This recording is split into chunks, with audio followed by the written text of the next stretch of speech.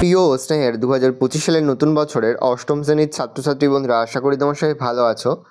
আজ আমরা যে বিষয়টি নিয়ে আলোচনা করব, অষ্টম শ্রেণীর সেকেন্ড সামেটিভ অর্থাৎ দ্বিতীয় পর্যায়ক্রমিক মূল্যায়নের স্বাস্থ্য ও শারীরশিক্ষার কোশ্চেন পেপার নিয়ে। দেখো সরাসরি স্ক্রিনে তোমরা অষ্টম শ্রেণীর সেকেন্ড সামেটিভ অর্থাৎ দ্বিতীয় পর্যায়ক্রমিক মূল্যায়নের স্বাস্থ্য ও শারীরশিক্ষার কোশ্চেন পেপার দেখতে পাচ্ছ। ফুল মার্কস তোমাদের রয়েছে 10 আর সময় তোমাদের রয়েছে 20 মিনিট।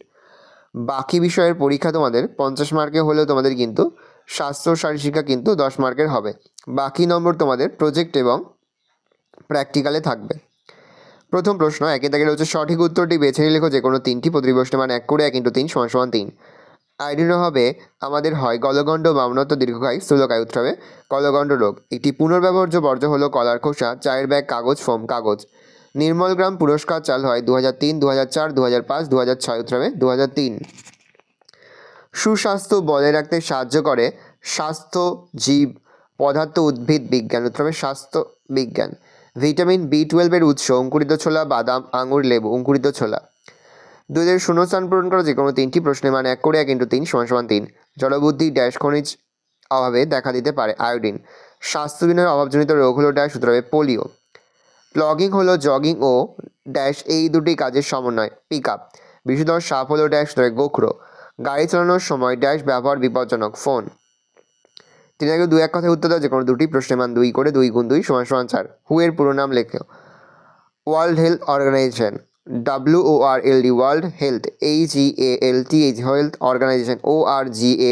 ORGANIZATION organisation.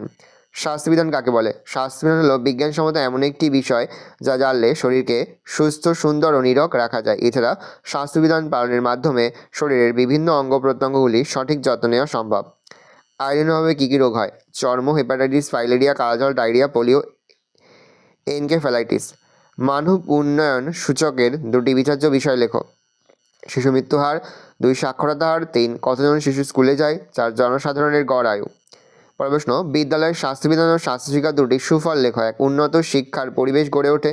2 শিক্ষার্থীদের বিদ্যালয়ে উপস্থিতি হার বাড়ে। বিদ্যালয়ের ছাত্রছাত্রীদের অধিক নামাঙ্কন হয়। পড়ুয়াদের অধিক দক্ষতা ও সুস্থতা বৃদ্ধি পায়। বিদ্যালয়ের নির্মল পরিবেশ গড়ে ওঠে। শিশুদের অধিকার সুরক্ষিত হয়। ভালো করে দেখে নাও, এই রোজ টোটাল তোমাদের সেকেন্ড সামেটিভ অর্থাৎ দ্বিতীয় পর্যায়ক্রমিক মূল্যায়নের অষ্টম শ্রেণীর স্বাস্থ্য ও শারীরশিক্ষার কোশ্চেন পেপার। ভালো তোমরা দেখে নাও। আশা করি ভিডিওটা ভালো লেগেছে।